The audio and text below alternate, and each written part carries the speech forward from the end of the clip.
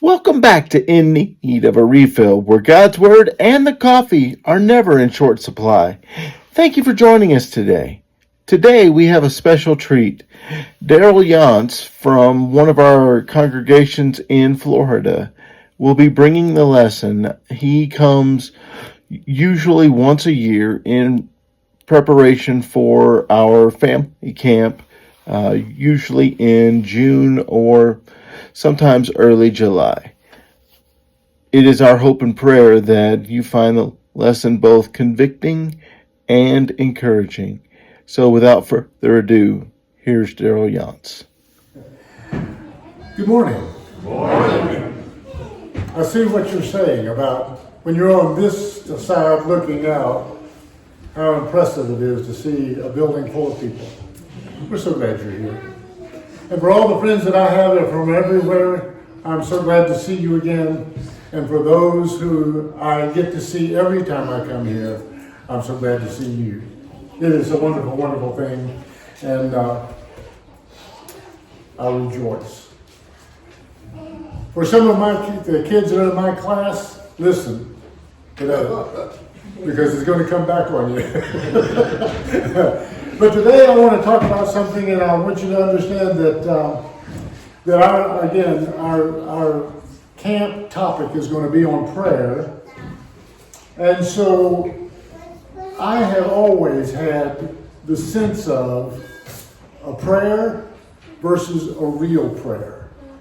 In other words, I'm not in distress all the time, and when I'm not in distress, I pray, and then my prayers would be something, but they weren't necessarily desperate prayers. They weren't the kind of prayer where when I'm desperate, what do I say? How do I say it? How do I feel? Those kinds of things. And so in our class discussion, we were talking a bit about types of prayer that and the things that we do and the effect that we have in our aspect of prayer. And in this moment, today is about, in the lesson, necessary prayer. The prayer that I can't avoid. I've got something that I've got to address, and I need God. That kind of prayer. And so I want us to recognize that this is not something that happens for everyone, except upon occasion. During class, we had the idea that if somebody dropped a nuclear bomb, all of a sudden everybody's willing to pray at the same time. Okay, and we're praying for essentially the same thing. But most of the time, our desperate prayers or our necessary prayers are private. And so I want us to recognize, and I'm going to use a place out of Exodus, where it says, Pharaoh drew near, and the sons of Israel looked, and behold, the Egyptians were marching after them. And they became very frightened. And so the sons of Israel cried out to the Lord. And they said to Moses, is it because there were no graves in Egypt that you have taken us away to die in the wilderness? Why have you dealt with us this way, bringing us out of Egypt? Is this not the word that we spoke to you in Egypt, saying, leave us alone, that we may serve the Egyptians? For it would have been better for us to serve the Egyptians than to die in this wilderness. And Moses said to the people, do not fear. Stand by and see the salvation of the Lord, which he will accomplish for all of you today. For the Egyptians whom you have seen today, you will never see them again forever. The Lord will fight for you while you keep silent. Then the Lord said to Moses, why are you crying out to me? Tell the sons of Israel to go forward. And as for you, lift up your staff and stretch out your hand over the sea and divide it. And the sons of Israel shall go through in the midst of the sea on dry land. Now, if you take this and you put it in its necessary environment, Egypt was the most powerful army on the earth about that time. And they are chasing people that are unarmed. And here we are, that they are in a desperate position. Okay, and so there are moments when we realize I don't have the answer. I don't have the strength. I don't have the planning. I don't have the money, the experience, the wisdom. I don't have what it takes to deal with what's happening right now.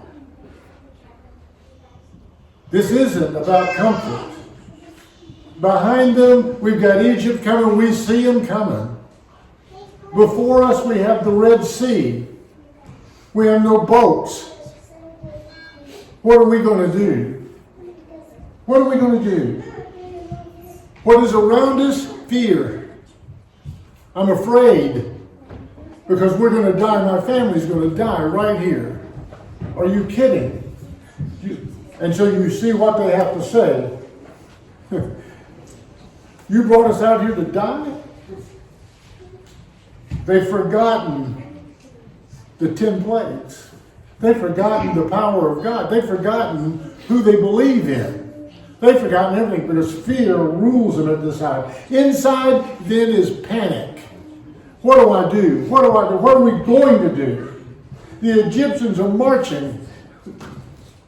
And so I want us to recognize there is a time in this time, if you were in that group of people, that these questions would be, do you believe in God? Right now, this moment, I'm not pointing at you. Do you believe in God? Okay, do you fear God? What is the situation here? Okay, and so if you have a relationship with God, I have an avenue. I have an ability that I have a source of strength and power that's far beyond anything that's on the earth. But Israel's trapped from a viewpoint, from their viewpoint. And so the families are families. They're not soldiers. They don't have the mindset to fight. They've been slaves. They do what they're told. They're not ready for this. You see, there's a sense in which, especially with the greatest military power on earth behind them, Moses makes the statement, stand by and see the salvation of the Lord. Do you think that had a calming effect at the moment? No, because they don't see their way through. They don't understand what's going to happen. But I want you to understand the answer is not in Israel's strength. It's not about that. Okay? It's not about Israel's strategy. It's not about strategy either. This is about God. Who's with us? And so, in Hebrews 11:29, it says, by faith they passed through the Red Sea. This doesn't sound like faith to me. I'm sorry. I hate to be a questioning guy, but that doesn't sound like faith. Oh, Lord, what are we going to do? And now the sea opens up, and I don't know how deep it is right there. I really don't. Let's say it was 30 feet deep. That would mean there would be 60-foot walls that you're going to walk through. I think it's probably deeper than that. So let's say it's 100-foot walls that you're going to walk through. And you've got walls up here of water ready to come down, okay? And you're going to walk through on dry land. And then tell me, would you take the first step? Would you be the leader that would lead us through this? I'm going to tell you, there's a whole lot of people that are, okay, how about a few of y'all go ahead and show me the way? But it says by faith they do it, because by faith means that they have to do it. They have no place to go except down and through the sea. And so they go and they do the very thing they need to do. But I want you to see that God didn't remove the sea. He made a way through it. Now there's a lesson in that for us.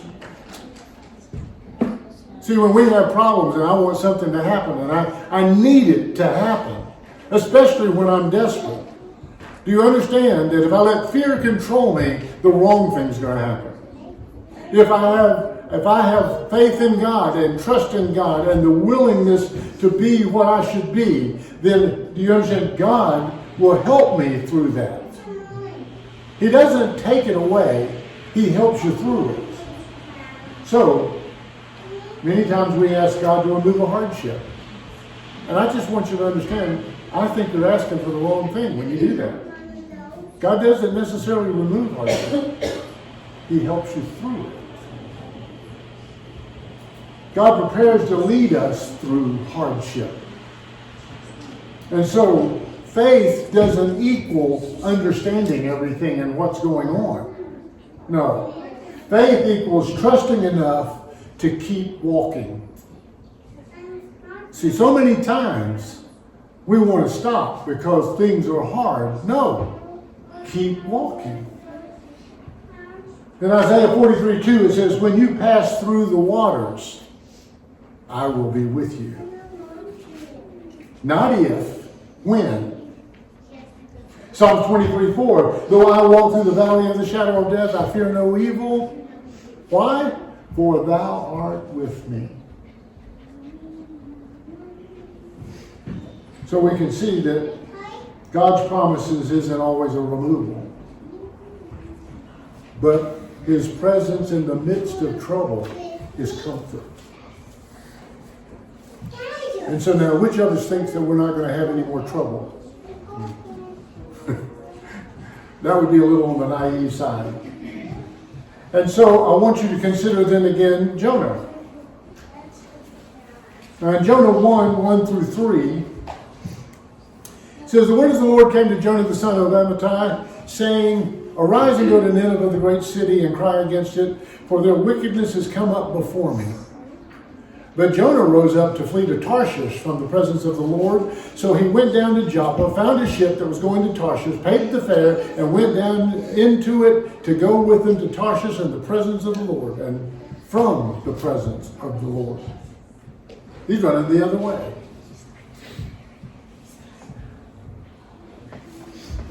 Number one is that we all learn from his mistake that you can't run from God, because God is everywhere. But I want you to understand, why would he run? Because he doesn't want to go to Nineveh. He doesn't like the Assyrians. He hates the Assyrians. Destroy them. I want them dead. It'd be, you couldn't help the earth in a better way than kill those people. But God had said, go there and do what I told you to do. And so he thought he could avoid that responsibility, and he chooses to do something else. How many times do you not want to do what God said do? I'm going to tell you, it happens all the time. It's a temptation that is regular. But I want us to recognize you need to be very careful with that. Because the result of this is that a storm comes, and Jonah knows that the reason that storm is on this ship and that they're being tossed like they are is because of what I've done. And he goes and he's honest enough to say, you should throw me overboard. And so they do.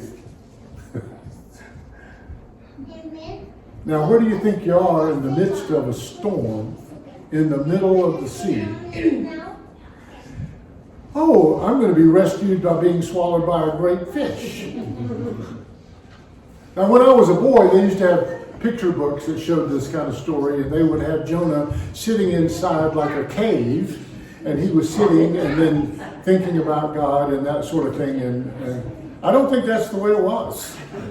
I don't think that when you get swallowed by a fish that you're sitting in a cave. I think that you are in your last moments of thinking, I'm about to be digested. And while he's there, he comes to himself. And I want to ask you, do you think that the prayer he makes from the belly of a great fish was a real prayer? I can't imagine having a better prayer ever said, if you know what. And so it says that Jonah prayed to the Lord, his God, from the stomach of the fish, and he said, I called out of my distress to the Lord. I don't think the word distress is good enough. I don't think it's strong enough. He called out all right. Okay. And he answered me, and I cried for help from the depth of Sheol, and you heard my voice. For you have cast me into the deep and into the heart of the seas, and the current engulfed me, and all your breakers and the billows passed over me. And so I said, I have been expelled from your sight. Nevertheless, I will look again toward your holy temple. Water encompassed me to the point of death, and the great deep engulfed me. Your weeds were wrapped around my head, and I descended into the roots of the mountains, and the earth with its bars was around me forever. But you have brought up my life from the pit, O Lord my God. While I was fainting away, I remembered the Lord, and my prayer came to you into your holy temple. And those who regard vain idols forsake their faithfulness, but I will sacrifice to you with a voice of thanksgiving. That which I have vowed I will pay. I'll go to Nineveh. I'll do whatever you told me. Because, man, not only was I going to die, I'm going to die away from the presence of the Lord.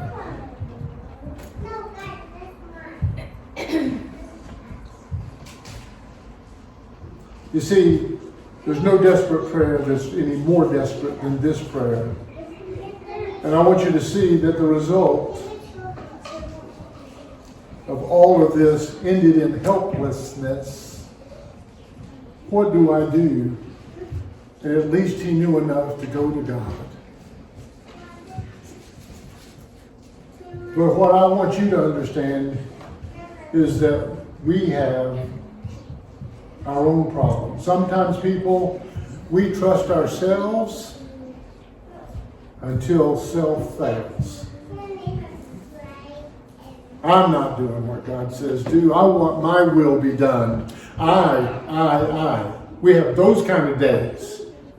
And under those kind of times, you see, that's who we are. And then you can have one of these real prayers. You can have a desperate prayer in the short run, okay, and count yourself lucky if you get to have that. And so sometimes, you see, do you think that there may be a time when you have no solution for the trouble that you're in? What am I going to do? What am I going to do?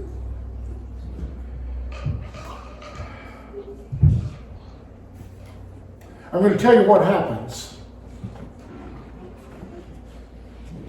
When you look down instead of looking up, you put yourself in trouble.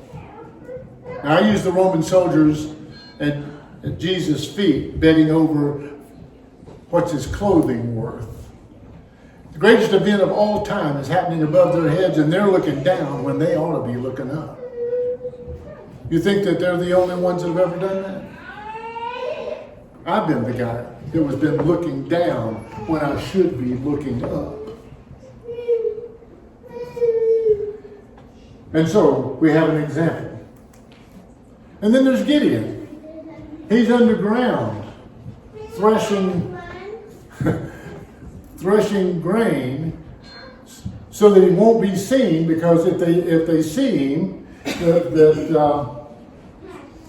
the Midianites will take it away from him. And so he's underground doing this, and in comes an angel.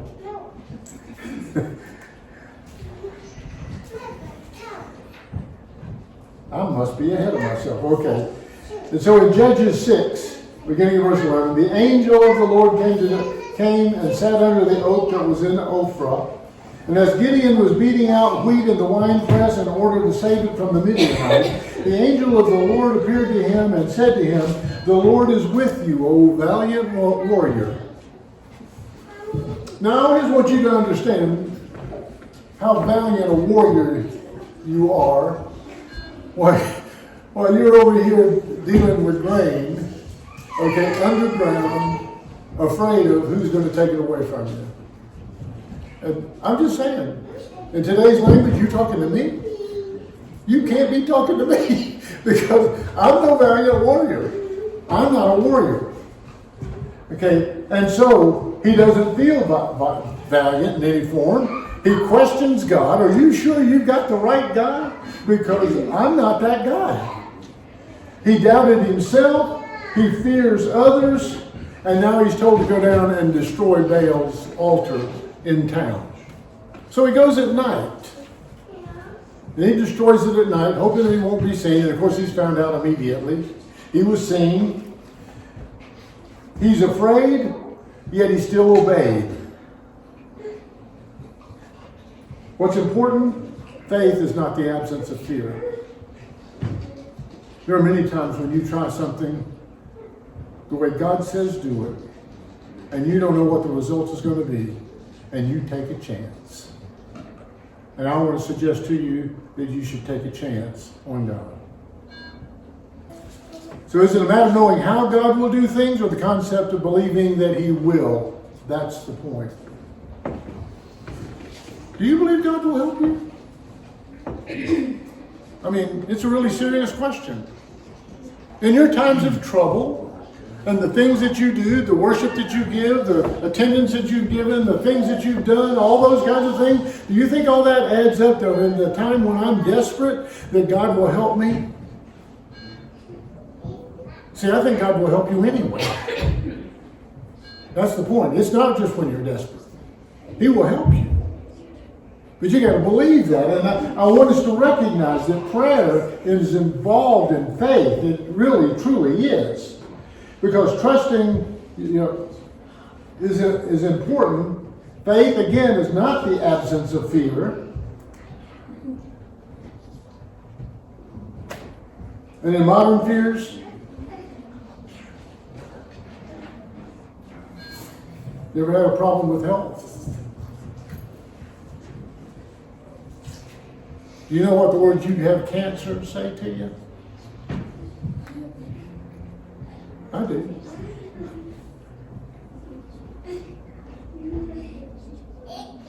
Mine is so. I mean, it's not like I'm not going to do something about it. But having cancer is something. Had a heart valve replacement. Okay. My life is going to be my life until my life ends, because I know it will end. But I tell you one thing, I have chosen already that I will serve the Lord until that day. And it doesn't matter about the rest of it. It's that kind of a choice is what we're talking about when we have faith. We have children that we don't know what they're going to do. We've got young men here that are going off to college and they're having their first steps out, and man, I've always wanted to choose for myself what I do. Okay, yes sir, you get to do all that, and then you get to find out just how good of choices you make. By the way, I'm not talking about y'all, I'm talking about me when I did it. Oh, I'm fully prepared to go. So, there's times when finances, I don't know where the money's coming from. Something's happened to me, I don't know what I'm going to do. There's times when it's not any of those things. It's simple loneliness. Nobody understands me. Nobody understands my situation. Nobody understands how I feel. There's times when I've had a failure that I would never have had happen, and yet it's happened. There's looking to the future, there's no hope. Really? Really? And so, as we move to the paralytic man, I want you to understand sometimes our answers aren't going to come from you. Your faith may be so weak, or maybe you're misdirected, or whatever it may be, that sometimes it's somebody else that's going to help you. And so that's what this is. In Mark, the 2nd chapter, that's what this is about. You remember, the man's paralyzed. Jesus is close by, but they can't get to him. And so his friends pick him up, put him on a pallet. They can't get in the door. So what they do is they go up on the roof, they dig a hole in the roof, and they lower him down through there. And as that's happening, Jesus sees their faith and said to the paralytic, "Son, your sins are forgiven." Because he had faith? No, because they had faith. They believed enough to help him. And do you understand that sometimes God's answer is an independence? You're not going to fix it. You don't have the power. You don't have what it takes. But you see, it's not that independence, but other faithful people can help you. We're in a country that you don't ask for help. Man's got to carry his own water, you know. But I want us to understand, no. God gave us brethren, people who encourage, who will carry us spiritually, who will help our belief. We have that. We have the ability for that. Galatians 6:2, bear one another's burdens and thereby fulfill the law of Christ. We're supposed to know each other well enough to see it. Now, when I had a crew and I was working and I'm the manager of the store, I can look at the faces of my crew coming in the door and I know who's got a problem and who hasn't got a problem on their arrival. They haven't said anything, they haven't done anything. I know them. I work with them every day. I have brethren I have that same relationship with. I recognize by the look on their face where they are, what's going on. They've got a problem, they need some help, whatever it may be. I see it. I see it. And then there are those who don't want to be known. Brethren, I'm telling you, you're hurting yourself if you're doing that. No, God gave us our brethren. He never intended for his people to walk alone. And then there's the time of Jesus himself. I'm not going to go into the crucifixion, but I just want you to understand that Jesus had no visible way forward except the cross. If I'm going to do the will of my Father, I've done all the things that he wanted me to do. I've come here, I've emptied myself to be human. I've taken on things, and I understand what temptation is now. I understand what the flesh does to a man, all those kinds of things. I know what sin is all about, but I have kept myself, and now I'm standing here, and it's time. Let this cup pass from me.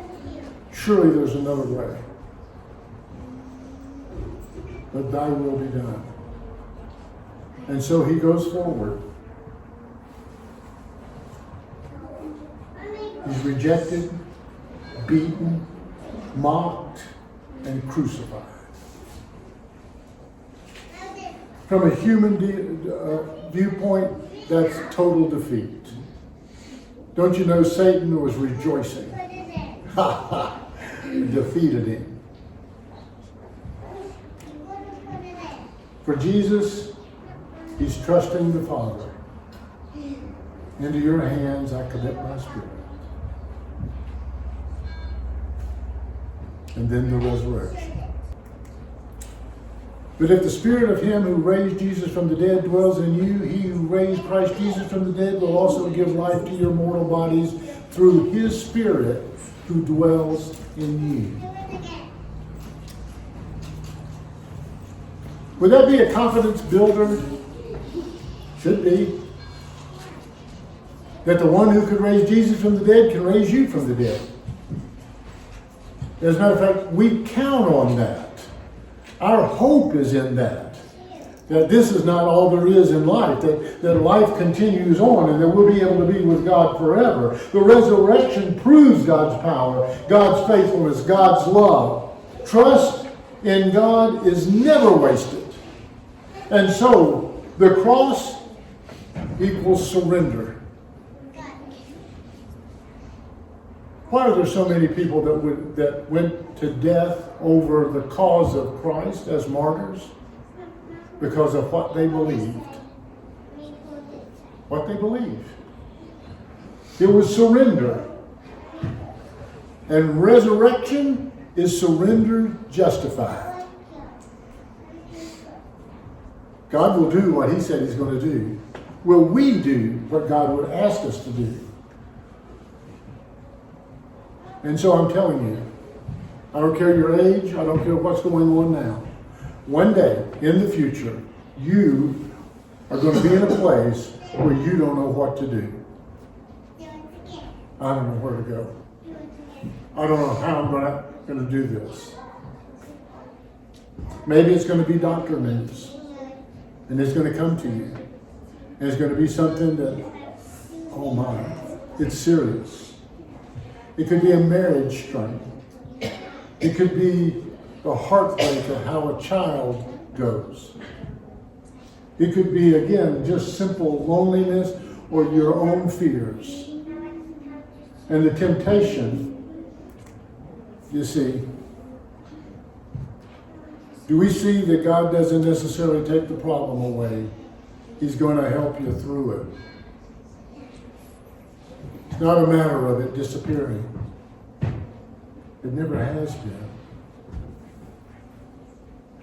The Red Sea teaches God already had prepared dry ground. He knew what he was going to do.